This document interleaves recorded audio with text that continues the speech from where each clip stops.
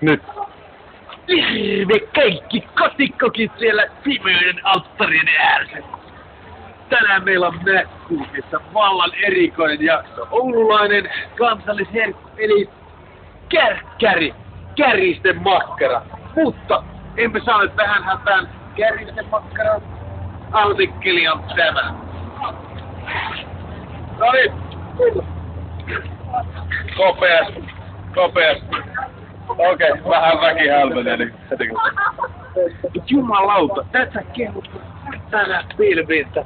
Tämä on kansallisherkku. Todellakin. No niin, kopeasti.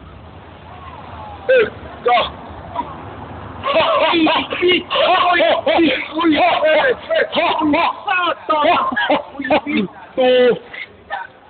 Jätkä joutuu imailemaan tätä joutuu imailemaan tätä suoraa lankkua. Vittu! Jumala! Vittu tägä! Voi vittu!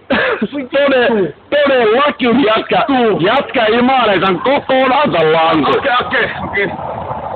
Viekossanat mittainen, elikkä nyt pistämme oululaisten kansallisherkkua poskeen ja parempaan sauteen.